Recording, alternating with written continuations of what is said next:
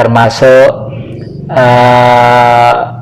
siapa saja yang merasa ini akhir-akhir ini sudah merasa salah untuk mendukung seseorang yang ada niat untuk tidak senang negara Pancasila, tolonglah sadar kembali ke jalan yang baik. Akhir-akhir ini betul, kegelapan itu ada. Kegelapan bukan berarti tidak dapat sinar matahari dan segala. Situasi politik yang semakin kacau, semakin rancu, semakin sulit terprediksi. Ya untungnya saja masih punya.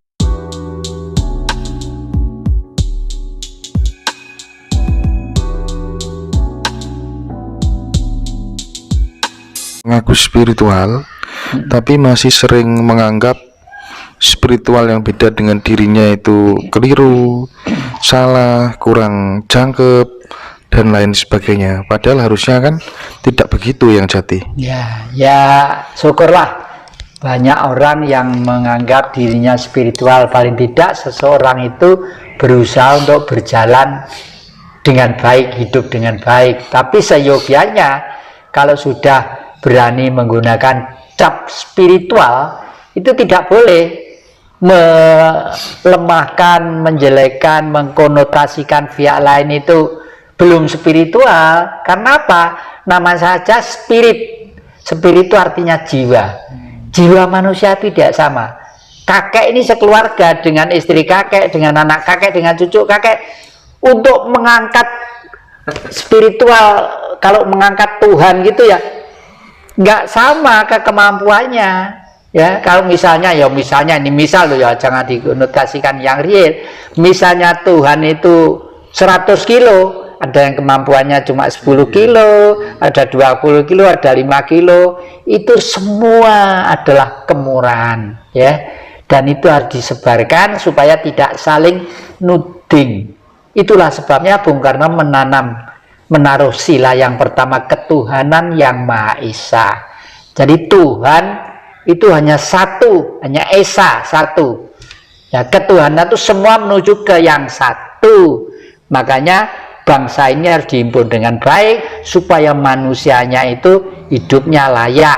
Untuk hidupnya layak harus ditata dengan sistem demos kratos atau demokrasi. Demos itu kekuasaan, Kratos itu kerajaan. Demos itu adalah rakyat, Kratos itu adalah kerajaan. Jadi rakyatlah yang berkuasa untuk menuju ke keadilan sosial. Itu. Oke. Tapi kan buktinya yang dengan sistem seperti ini yang kalau dibanding dengan di Denmark misalnya, atau di negara-negara yang memang berbasis kerajaan, ada bayi lahir gitu, tinggal langsung telepon ke dinas pencatatan kependudukan, nama anak saya misalnya inisial ini lahir kemarin jam 1 siang, 3 hari kemudian datang bawakan akte kelahiran sudah jadi dan beasiswa mulai dari 0 tahun sampai 16 tahun loh. Itu loh harusnya negara yang bisa dibilang negara itu kan harusnya itu ya. Harusnya begitu. Gimana ya? Makanya besok kalau sudah negara ini dipimpin oleh seorang raja ya, sekolah itu mulai PAUD sampai dengan SMA itu tanggungan negara.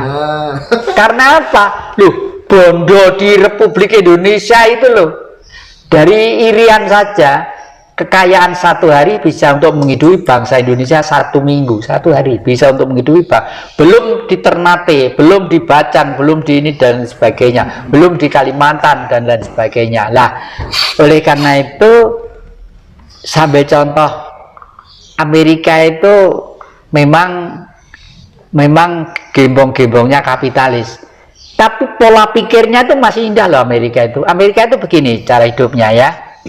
Di sana orang diberi kesempatan untuk kaya, diberi keluasan untuk kaya, liberal yang kapitalistis. Karena apa?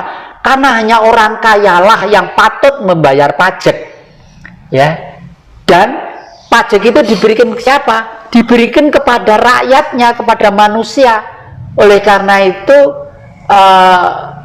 di sana orang hidup di sana itu mulai sekolah ini sampai itu hidupnya itu boleh dikata ringan banget. Dan bahkan Amerika itu sekarang membiayai orang makan sampai kematian itu sekitar di 200 juta orang apa-apa sampai sekarang.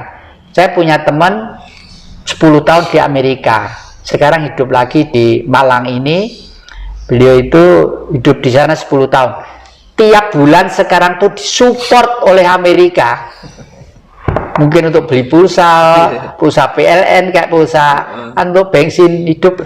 Kenapa? Saya tanya, loh kok sama dapat dari Amerika? Sama jadi agennya Amerika. Sampai saya tuh curiga seperti itu. Enggak, Pak. Karena saya waktu hidup di sana kan bayar pajak di sana. Jadi karena saya pernah membayar pajak di sana, pajak itu sekarang dikembalikan berbentuk gaji saya tiap bulanan ini, ya lumayan lah saya untuk bisa hidup keluarga, bisa hidup gitu, betul. Iya.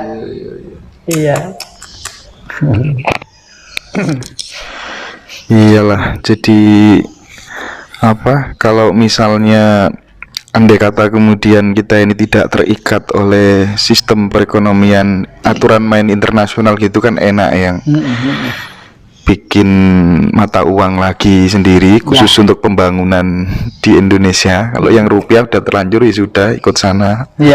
Sehingga tiap hari mungkin bisa ngeprint 1 triliun gitu kan, untuk bangun semuanya gitu.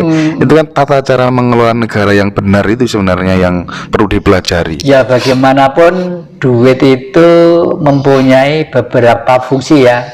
Fungsi pertama untuk mempermudah pergaulan ekonomi, meringankan manusia ya.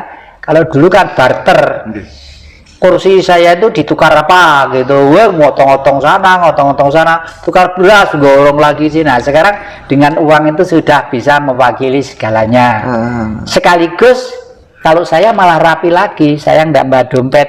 Saya tuh kalau naruh dompet, kepalanya itu, kepala gambarnya manusia itu di atas semua, dan menghadapnya sama. Dan tidak pernah saya taruh di pantat, karena itu pahlawan loh, gitu, pahlawan ya, menghargai. Saya taruh di samping atau di dompet atau di di tas atau apa gitu, selalu begitu saya hormat, karena saya pernah mengalami sendiri bagaimana hidup di gunung, bagaimana dikejar-kejar oleh Belanda waktu masih kecil dengan orang tua saya, itu mengalami semua. Yang paling terakhir, andai kata kemudian yang ingin memberikan pesan kepada siapapun yang memanage Republik ini, ada Pak Jokowi ya kan, dan siapapun lah yang sebagai penguasa di Republik ini melihat realitas sosial masyarakat yang sekarang terjadi, kondisi bernegara kita yang seperti ini, apa yang ingin yang Jatikusumo sampaikan kepada mereka yang itu berangkat dari lubuk hatinya panjenengan? Yang pengen saya sampaikan, satu, mungkin kalau ya Pak Jokowi itu termasuk saya salah satu orang yang mengondisikan pertama kali, orangnya itu tidak sampai 9 orang. Jadi beliau itu bukan dicalonkan oleh partai, bukan dicalonkan oleh masyarakat Jawa Tengah, berangkat untuk menjadi ke RI 1 loh ya. Itu berangkat dari orang-orang di Jawa Timur ini, orangnya masih hidup semua ya, dan itu adalah kehendak gaib, kehendak leluhur untuk beliau tampil dulu, istilahnya tampil dulu gitu loh ya. Karena kalau ada kata rumah itu gelap, Indonesia itu gelap, gak ada lampu, beliaulah yang menyalakan lilin untuk menjadi terang. Tapi begitu buka pintu mau keluar, lebih gelap lagi.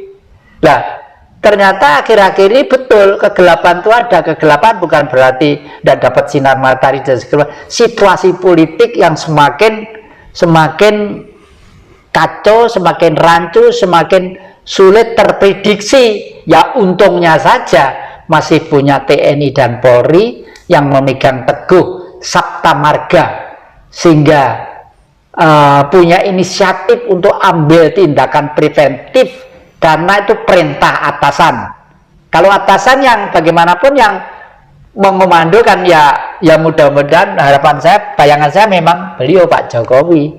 Kalau begitu betul, kalau luhur memilih beliau, tidak usah takut-takut berbuat untuk kebenaran, tidak usah takut.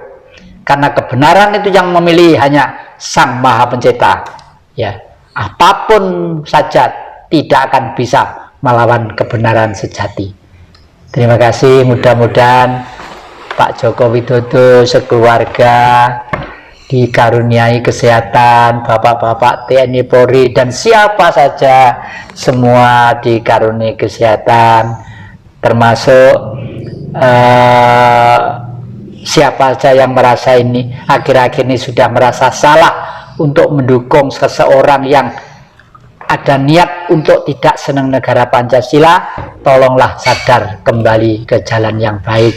Terima kasih, matur nuwun. Ayo yang jati.